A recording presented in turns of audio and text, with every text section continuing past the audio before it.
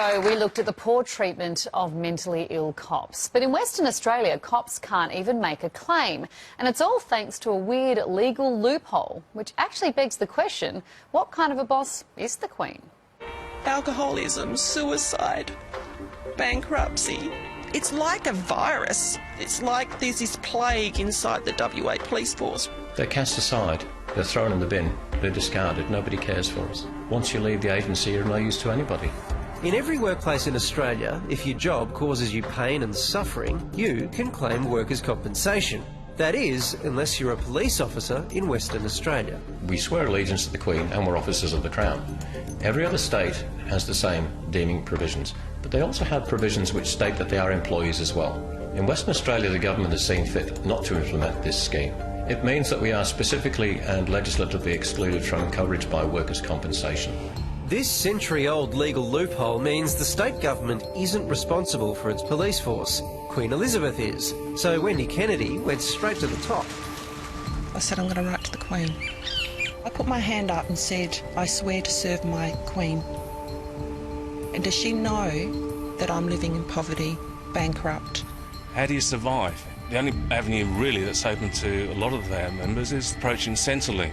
The problem is with Centrelink that to obtain any of their assistance, it's all asset-based. Whatever assets an officer has accumulated throughout his career is then forced to sell off to get underneath that threshold to claim a disability pension. We've actually assisted officers who've been living under bridges, who have attempted to take their own lives. I joined for a long career. I didn't know there wasn't workers' comp in WA because I never even thought about getting sick. Wendy Kennedy always wanted to follow in her father's footsteps, so she became a cop at 20 and served for 15 years before a series of distressing jobs saw her medically retired with post-traumatic stress disorder. It's embarrassing to say, but I started to try and hurt myself. I didn't know who I'd become. I didn't even know who I was.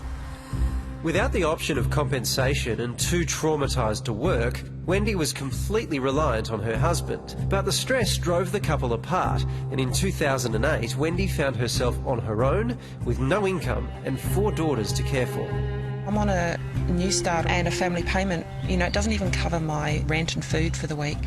I then have to each week source out who I'm going to borrow money from, what I'm going to sell. And my kids, they see it.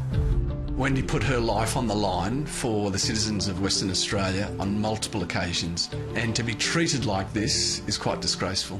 I've put my life in harm's way so many times where I could have, a split second, I would be dead. And I have done that for my people, my community, and this is what I get. So far, all Wendy's got to show for it is a response from Her Majesty's spokesperson.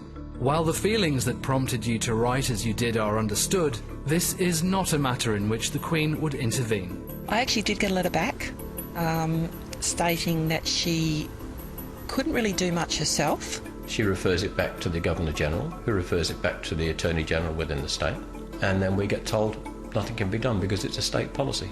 A lot of work's been done on a workers' compensation scheme for WA Police, and the previous government presented a model in 2016. That was rejected at the time by the union because they wanted something which was outside the normal scope of compensation, so it's basically gone back to the drawing board.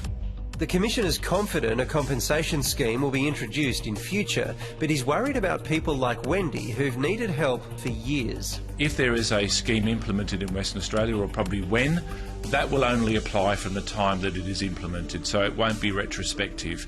We will have to have some form of redress scheme, so police officers in the past who have been medically retired and who have not had access to proper compensation will need redress. I believe it's criminal what they do to the police officers. I don't know how they get away with it, to be honest. I really don't, and they do. How disgraceful. I cannot think of another occupation where workers' compensation would be more important. I mean, we ask these men and women to put their lives on the line to protect us, and then we won't look after them if they incur injury or, you know, be it physical or mental.